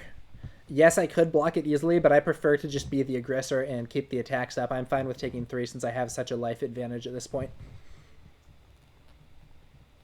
He could use break his bolters here and come in for 4, but I could block it relatively easily. The other thing is that at this point my mask no longer does anything on offense, because if I get 3 hits, I've killed him. And because of that, I can feel free to use my mask as an equipment block, which further reduces the amount of threat that he's exerting right now. Metagod says, break his boots, go again, swing for 4, still makes no difference. Yeah, so I could actually get hit with this at this point. And let him get his counter and still just go really aggro and be fine. So he blocks that Kadachi swing with a Scar for a Scar. Now, Scar for a Scar is also definitely the card that I would be wanting to keep if I were in his situation. I think he blocked with all 3 of these, but these are great cards to throw out, especially while you're behind on life. Threaten some damage, and either your opponent's going to take some damage and make the game closer, or they're going to use some stuff on defense. Either way, it's pretty solid. So then I believe I'm doing Kadachi, E-Strike 5, go again. My opponent blocks the E-Strike for 6, and then I'm going to throw out the Command and Conquer, and I believe that's the game.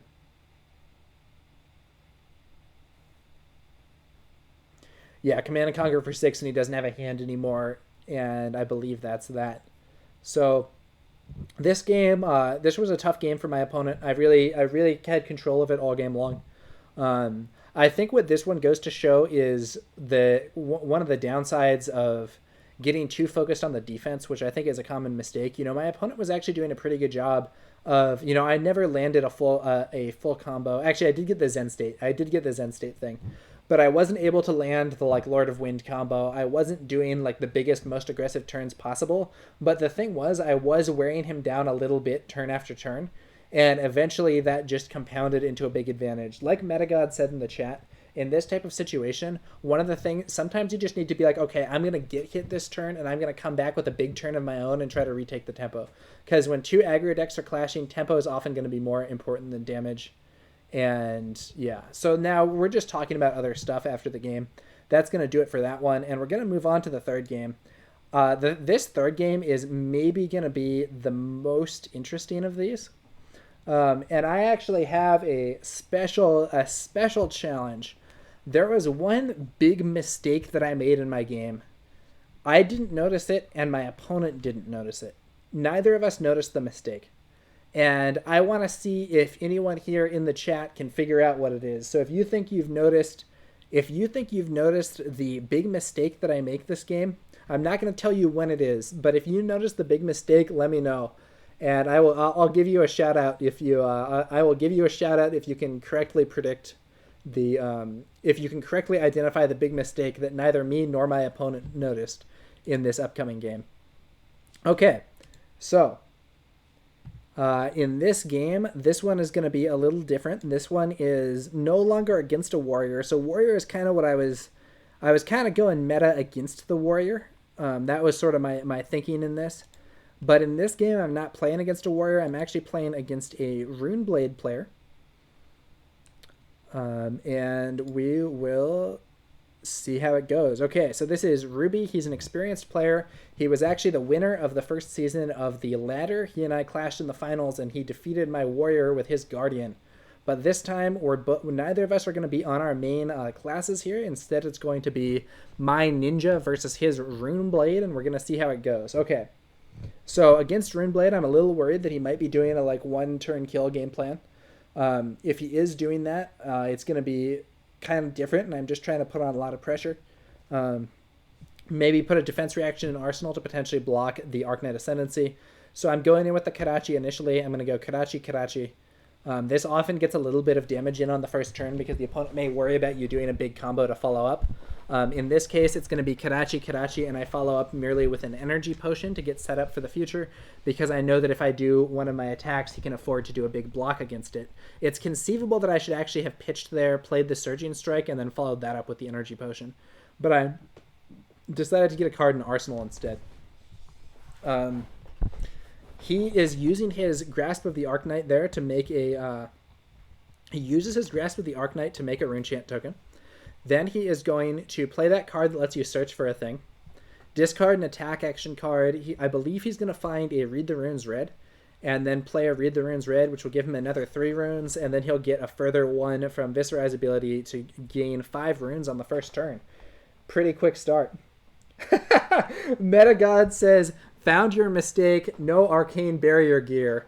Yeah, you're actually correct. So that was the big mistake. I was wondering if anyone was going to identify it. So I actually did not equip any item with Arcane Barrier in this game. And the really funny thing is neither me nor my opponent actually notices this, and I end up never using it. I totally thought that I had Arcane Barrier 1. I totally thought that I had equipped... I think in this matchup normally... I think you want to equip Null Rune Boots. I think that's... I actually don't know for sure if it's Null Rune Boots or Null Rune Gloves that's going to be better to equip. But you're going to want to equip one of those items and use that to have the Arcane Barrier. But I forgot to do this. I totally thought that I had Arcane Barrier 1.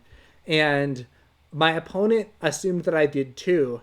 Then after the game, this was actually the featured game for this week of the league. And it was posted up by Foundry, who are the sponsors of this Foundry are the sponsors of this league. And so this was the featured game for the league, and he posted it up. And then sometime after it was posted, I believe it was actually my opponent pointed out, like, hey, you did not he didn't have any Arcane Barrier. What happened there? And so we actually reviewed it. I watched the video and I was like, wow, dude, I didn't have Arcane Barrier, but I never used it. It was never even relevant in this game, or it might have been relevant, but I never used it, even though I thought I had it. So it ended up being a valid game, even though this is certainly not what you would want to do normally. So it ends up being an interesting game anyway. But that was the big mistake that was made. Shout out to Metagod for seeing it very quickly. You have identified what my opponent, and the league judge or administrator or whatever did not notice. So yeah, very interesting situation. Shout out to Metagod for finding the big mistake. I also think it's funny that you found it so quickly, since neither of us, neither me nor my opponent nor the judge noticed it until well after the event. All right, so yeah. little bit of a gaffe there, but I think it comes from being still a little unfamiliar with the character and with the character matchups. The character being Ninja, so he throws out a CNC with 6 rune chants, and I end up double taking the 6 damage from the rune chants and double blocking. Then on my turn, I'm going to pitch Lord of Wind, Kadachi swing for 1 with Go Again. So on the first turn when he made all those rune chants, I was worried that this was going to be a 1-turn kill deck. And it ended up not being a 1-turn kill deck. It was a deck that was doing more of a hybrid strategy where he like has the ability to build up a lot of rune chants, but he's also throwing out some attacks and doing pressure other than just rune chants. Metagod says, had your opponent noticed right away, it would have been game over. Yeah, it's possible that he could have just like built up to 40 rune chants and then killed me or whatever. I don't know what his draws were like, so I don't know if he would have actually been able to do that, but it certainly would have changed some elements of the game. So I end up doing Kadachi, I think it's Kadachi, Tunic, Whelming Gustwave. No, not Whelming Gustwave. Surging Strike.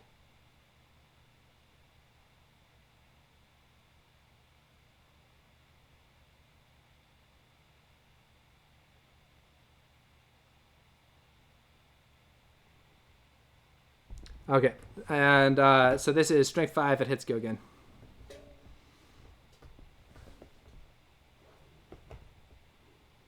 And my opponent is going to block for 4, or I'm sorry, Strength 4 because it was the yellow Surging Strike, and my opponent blocks for 4, blocking with a Slogism plus his armor. And then I have the natural combo with the Whelming Gustwave from hand to follow up the Surging Strike, which is definitely a very good follow-up here, coming in for 4. Metagod in chat saying, I think OTK and CC is difficult. Yeah, I agree. So in Blitz, it's definitely very possible to actually kill your opponent in 1 turn. In Classic Constructed, it's harder. It is possible, but it's definitely harder. And it's better to do more of a hybrid strategy, I think, which my opponent is doing. So he ends up, I believe it's a, I don't know exactly how much he blocked for, but he stops the Whelming Gustwave there. Then he throws out a swing with his Reaping Blade for 1+3. And I think I end up just taking the damage here. Reaping Blade, incidentally, I think is a big upgrade to the Nebula Blade, so I want to make the Nebula Blade work. I want to figure it out. In theory, it could be really sick, but the Reaping Blade is just so much more consistent. I think the healing effect isn't even that good. I don't care that much about blocking the heal, but what I do care about on the Reaping Blade is just the ability to pay 1 and swing for 3 and just be more consistent with those attacks instead of the Nebula Blade where you have to have played a... it costs 2, and you have to have played a non-attack action. It just gets kind of awkward. All right, so then this turn I'm going to do the 2 Kadachi swings, followed up by the Enlightened Strike. Card on the bottom of the deck. Going to get rid of that Art of War there. And I think this is just E-Strike 7, but because he didn't block against the Kadachi swings, if it hits, I will also draw a card, which is pretty sweet for me.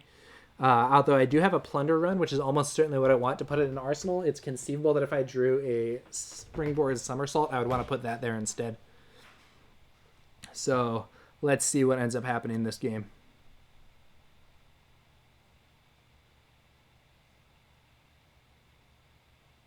E-Strike, solid card. E-Strike, solid card.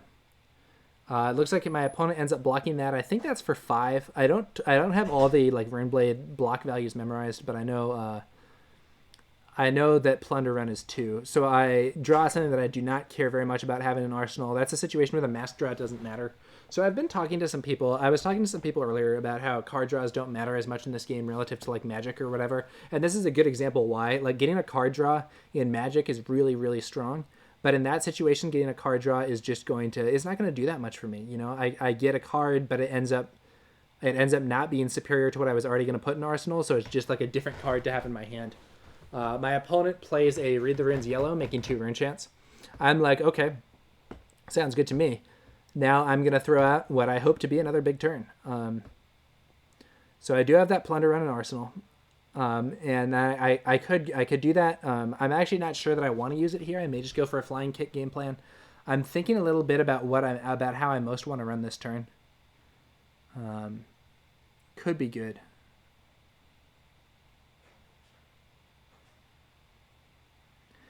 The Energy Potion there. I think I'm thinking if there's some way to do this turn that ends up with me playing the Energy Potion, but it's pretty awkward with the Flying Kicks. Metagod says effectiveness of card draw is kind of situational. Yeah. So like if you have, so Snatch is a card that allows you to, if it hits, draw a card. So if you're playing that card and you have nothing in Arsenal and you don't have anything in your hand, it's like, this is potentially giving me +1 card advantage in a similar way to a card draw effect in another game. It could be really good, though it's a little mitigated by the fact that you might draw something that you don't want in Arsenal. But that can be really good. If you have a card draw on an attack that has go again, that's really good. It's fueling the rest of your turn.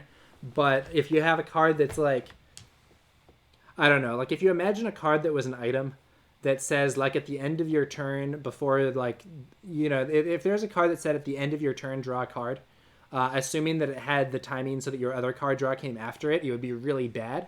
Like it would maybe allow you to play an instant, but it would normally not really do anything. Metagod says, I like to Snatch with Razor Reflex, get that card and go again, maybe draw some more offense. Yeah, that's a great combination. So Command and Conquer makes a great combo with Pummel, and Snatch is a great combination with Razor Reflex. All right, so I end up going for just the kind of boring Flying Kick game plan of pitch, Flying Kick. Flying Kick ends up hitting, dealing some damage and getting me another card draw that doesn't do anything from my mask. I was thinking here about using Katsu's ability, but I was actually being silly. I thought for a moment that Katsu's ability put the replacement card into hand, and like maybe I want to replace that Soulbead Strike with something blue for the next turn, but it actually just exiles it.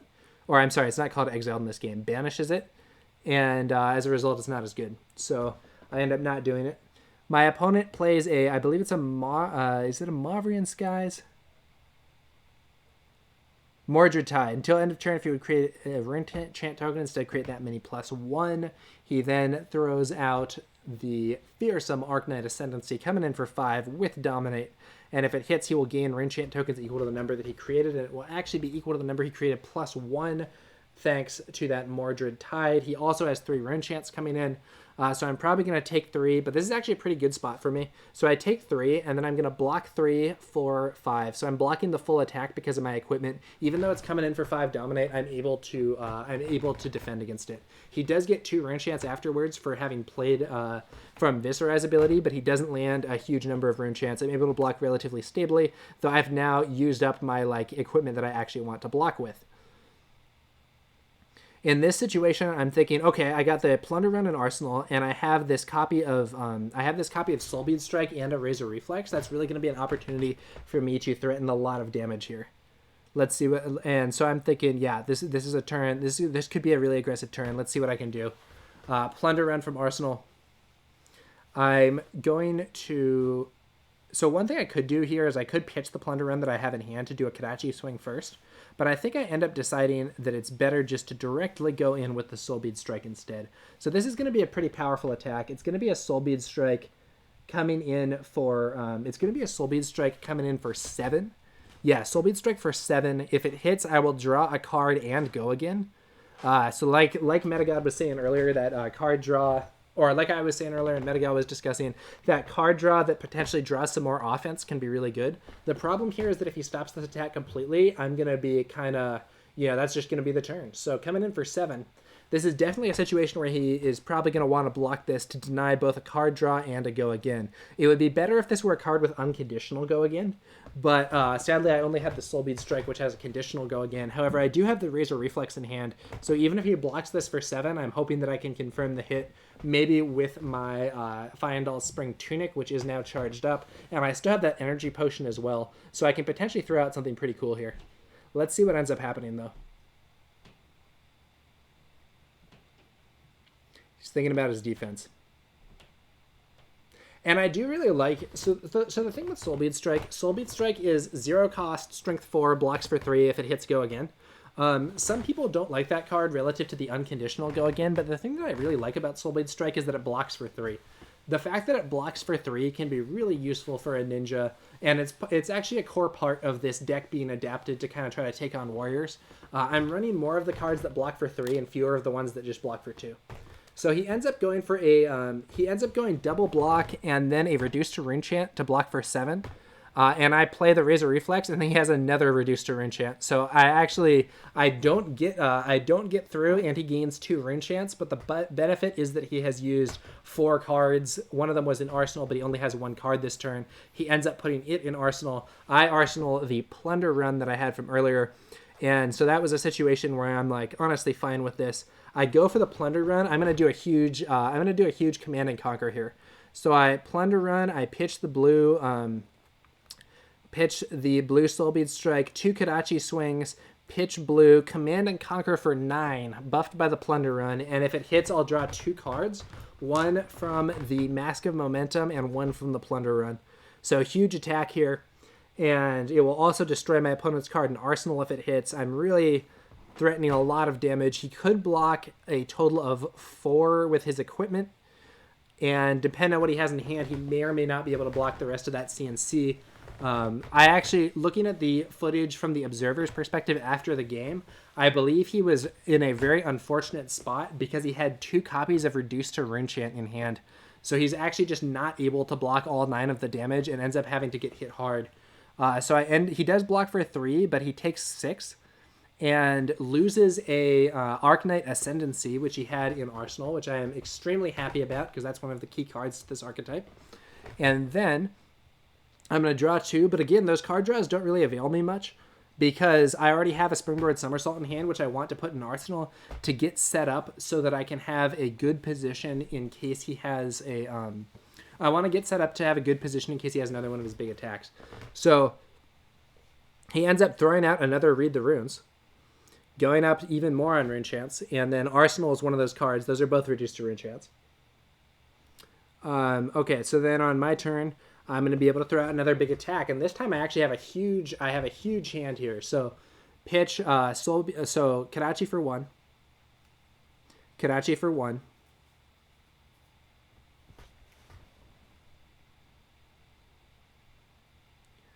Leg tap for 4 with Go Again. This is one of the basic, leg tap's one of the basic ninja combo starters. It does only block for 2, so I do remove it when playing against warriors, but I really like the aggression of that card in other matchups. He counters the leg tap with a Reduced to Runechant, and I end up following that one up with an E-Strike 7, still threatening just lots of damage. So in this case, this turn I've threatened, I believe, a total of 13 damage, 2 from the Kadachi, 4 from the leg tap, and then 7 from the E-Strike.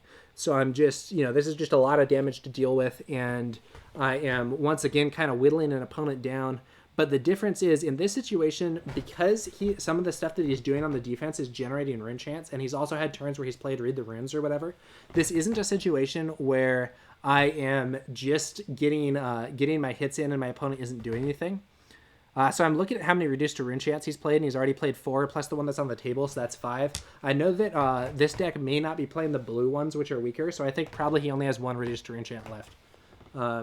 So a little interesting that he's drawn all of them this early, but that does happen sometimes. Ends up going, I believe, for a single block, taking 4.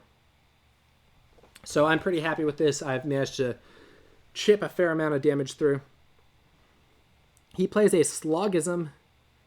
He pitches a Slogism to play a Runeblood Barrier. So this card is very complicated.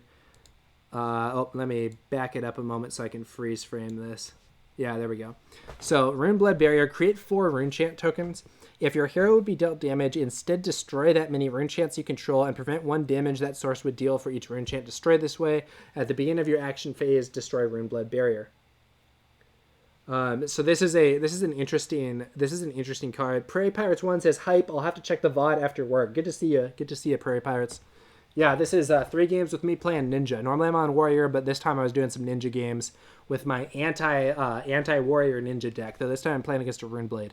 So this Runeblood Barrier here is going to be generating a bunch more Rune Chants and turns his Rune Chants into armor.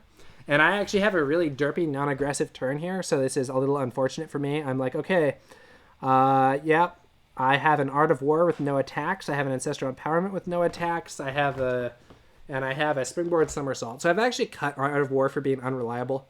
But I know some people get good results from it, but I've removed it. So he removes 1 Rune Chant from this attack. I actually Razor it just for the stats to knock some more Rune Chants off. Ends up scoring 3 down. And then I'm going to pitch the Art of War here to swing with my second Kadachi. And he's going to not block again, and I knock another Rune Chant off, and then that's going to be the turn. So all I did that turn was knock down 5 Rune Chants. And now he's going to have a big turn, and we'll see what I do in response. But this is his opportunity to try to get tempo back. He has a lot of rune chants charged up. He has a lot of cards. And so he plays a, I believe this time it is a Mavrian, is it Mavrian? Yeah, Mavrian Skies, I believe, is going to buff up this next attack. So this is going to be, yeah, so it's a Mavrian Skies. It is only a blue copy, but it's going to be, this attack has Go Again, and if it hits, it will get one rune chant. I take 7 damage from his rune chants, then his Ascendancy. So I end up doing something a little odd here. I do have the Springboard Somersault in Arsenal, but I end up deciding that I'm going to block this with my Mask. Now, what I was thinking was that there was a risk that he was going to somehow play another Arcanite Ascendancy, and then I would be able to stop that one with the thing saved up in Arsenal. In retrospect, I think this was an error, and I should have blocked with a card plus the Springboard Somersault instead of doing a card plus the Mask. One benefit of doing it this way is that if he does have a pummel, I'll be able to be more defensive against it. But he doesn't. He has a Rune Flash, so he pitches and plays a Rune Flash. He has 1 rune chant. He makes another rune chant. So this is, I think, 4, and if it hit 4 with Go Again plus a rune chant, I think I just take the damage. And then he's going to follow this one up also with a swing of his Reaping Blade plus another rune chant. So this is a really big turn for him in terms of damage. I do manage to stop his important on-hit effect, even though it has Dawnblade, or even though it has Dominate, by sacrificing my Mask. I decide that I'm going to take the rune chant, and then I'm searching here. I was seeing how many copies of Maginchi Release I had in discard. I didn't have any. I wanted to make sure I still had 1 to potentially do my combo. So I block with that to take 1 damage there, and then he's going to throw out his follow-up with a Reaping Blade swing for 1 plus an additional 3, 1 rune chant plus the 3 damage. Once again, I'm going to take the rune chant damage, which I actually have to because I don't have Arcane Barrier equipped, but I forgot about that. So I end up taking all 4. And the interesting thing is I am going to be able to be at least semi-aggressive. And I've actually saved I've saved that Springboard Somersault, so I still have a good defensive position as well. But he did get a lot of damage through, so there is that. All right, so I just say, okay, Soulbead Strike 4. If it hits, Go Again.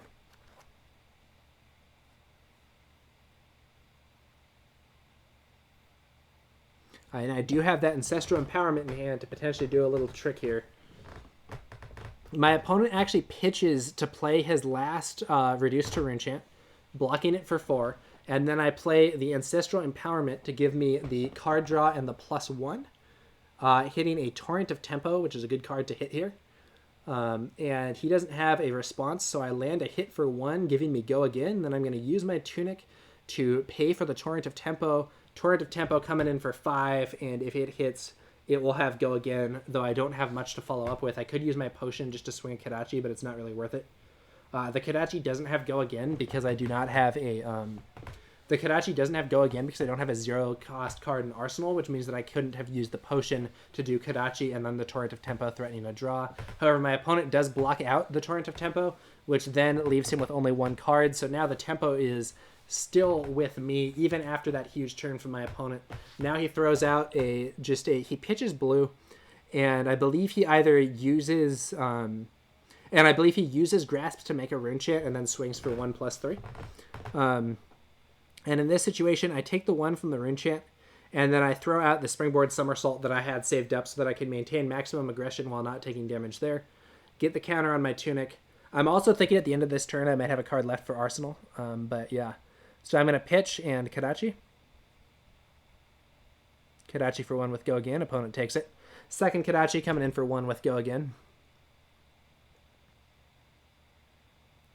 This time I think he blocks it with his Arcanite Skullcap, which will allow him to block it without losing a card and break up my Mask. I think this was actually a mistake because I had used my Mask to block with and don't have it active anymore. So this wasn't actually a high priority block, but I think my opponent may have forgotten that. I then follow up with a Leg Tap for 4 with Go Again. And if this hits, I can search for a combo piece. My opponent thinking about his defense here. He still has 3 unused armor block, and he still has 4 cards in hand, so this is definitely an attack that he can stop. The question is just how much is he going to sacrifice to do it? And that's really one of the fundamental questions in this game. How much are you going to sacrifice to advance your game plan?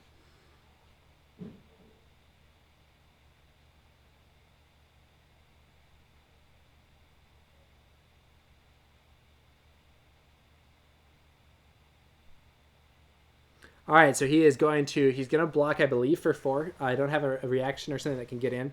So then I'm like, okay, time to come in here with the Crane Dance for 1.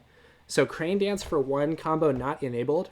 But the thing is, if this hits, I'm going to be able to use Katsu's ability to find my find center and then play that using the Breeze Rider boots. So that's exactly what happens here. I use the Breeze Rider boots.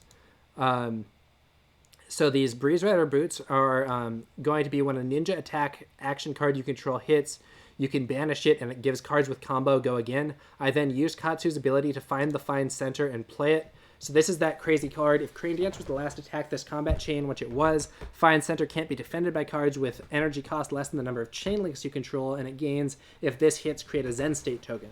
So now this is coming in for only 2, but it's coming in for 2 and it can't be blocked by cards that cost less than 5. So the only thing that my opponent has that can block it is the Arknight Ascendancy if he has his last... but I think he's actually lost his last copy because I think he played 2 and then had 1 as a block. So the only thing that could block with it is Ninth Blade because that's the only card that's expensive enough. And that means that I'm going to hit with this for 2 and get my Zen State token. This is really favorable against a Runeblade because Rune Chants are individual sources of damage. So a Zen State token blocks any number of Rune Chants for free. So he just plays a Read the Runes and generates some Runechant tokens, arsenal as a card. I am going to, on my turn, draw up. For some reason, I only drew 3 cards at first. I use my Zen State token, or I lose my balance counter on my Zen State token. And now I'm going to be able to throw in a big attack. I'm going to do Kadachi for 1 with go again. Opponent takes 1. Kadachi for 1 with go again. Opponent takes 1. Leg tap for 4 with go again. I don't have the mask anymore, so if this hits, it won't draw me a card, but I could potentially search up something else. Opponent blocks for exactly 4. I throw in an Ancestral Empowerment to go up to 5, and I draw a card. And then I'm going to banish the card that I drew here to get my Rising Knee Thrust yellow using Katsu's ability. So Katsu's ability there, I accidentally put that in the pitch zone instead of the discard, but I quickly fixed that. Pull my Rising Knee Thrust yellow. Play the Rising Knee Thrust yellow. So if Leg Tap was the last attack this combat chain, Rising Knee Thrust gains +2 and go again, which means this is coming in for 4 with go again, just another annoying attack to throw in there. And so this is actually lethal, so my opponent has to block with something, even if it's just his armor. And if he blocks with only a piece of armor, I can potentially kill him with my Breaking Scales. So he's got to block somehow. And let's see what happens here.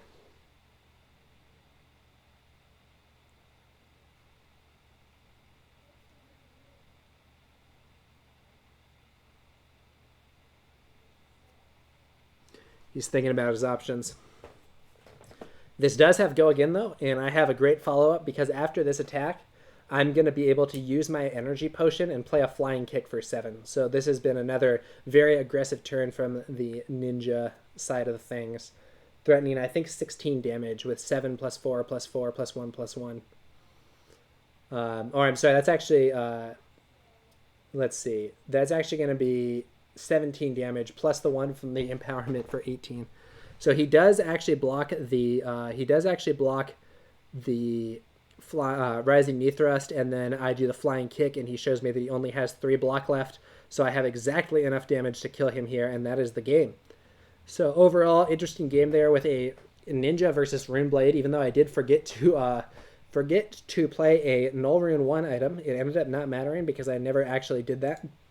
I never actually tried to use that. And the interesting thing about this one is, I think in this situation, one of the vulnerabilities that the Runeblade deck had against me was that there were a fair number of cards that only blocked for 2, and that made defending against this stuff awkward. So it's kind of like my own situation when I'm thinking about how I'm going to play against the Warrior, and I'm thinking that I need to take out some of the cards that block for 2 and put in more things that block for 3. I feel like it's at least conceivable that Runeblade might have to do a similar thing against Ninja and try to get into a spot where you're going to be able to block more reliably. Because blocking for 2 against Ninja can be really awkward since there are those on-hit effects that you really want to stop, whether it's the Mask of Momentum trigger, whether it's the if this hits go again from Soulbeat Strike or Torrent of Tempo. There's just a lot of stuff that Ninja can do that's pretty scary that you want to stop. And as a result, I think you typically want to have good defense against a ninja. Maybe not if you're a warrior and your plan is just to race them and be faster, which is totally a viable plan. But in general, I do think that having good defense against a ninja is strong. Okay, so that was the third game from this tournament. There was actually a fourth bonus game that I played that wasn't part of the normal event, but it was another game that I played in this event. I'm actually going to save that one. I might stream that game on Thursday, on my scheduled stream Thursday at 5 p.m. I think this is going to do it for this one. So that was some anti-Dorinthea Katsu in action. I was able to pick up 3 wins with this deck in the little play anywhere like playtest tournament thing that was going on with the West Coast Playtest League. That league is sponsored by, I believe, the Foundry, which is a cool online store selling singles and stuff, and has also been running some events to support the community. So check out Foundry if you like. If you're in the market for some single cards, they're definitely a cool store.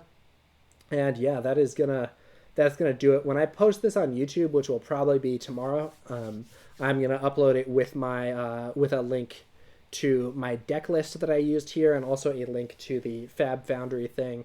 I do have an affiliate link there, so if you want to pick up some single cards while also supporting my channel, feel free to use that, and I'll get a small cut of the proceeds. So that's gonna do it for this broadcast, guys. Thanks for watching. Hope you guys had fun watching some ninja games, a little different than the warrior stuff, but I'm trying to get some more variety here for the viewers. And I'm going to be coming back to you on Thursday with with I believe maybe that fourth bonus game from the event. And I may also be doing some other Flesh and Blood streams if I just see some cool games that I want to spectate and do commentary on, anything like that. I had another game that I was doing a recording of today, but unfortunately the video did not record properly, so that one's not going to be up. I'm sorry about that, as it was a somewhat interesting game. But yeah, I'm hoping to do some more streams. But if there's no more scheduled stuff, next stream will be 5 o'clock p.m. Pacific on Thursday, live at 8 o'clock p.m. Eastern. And then maybe some more stuff for incidental things. Maybe some Star Wars Legion content one of these days too. Not sure. I'm definitely liking Flesh and Blood more than I'm liking Legion these days. But we'll see. Could do some Legion stuff in the future. All right, guys. Until next time, Tower number 9 signing off. Thanks for watching, and we will be back. Catch you later.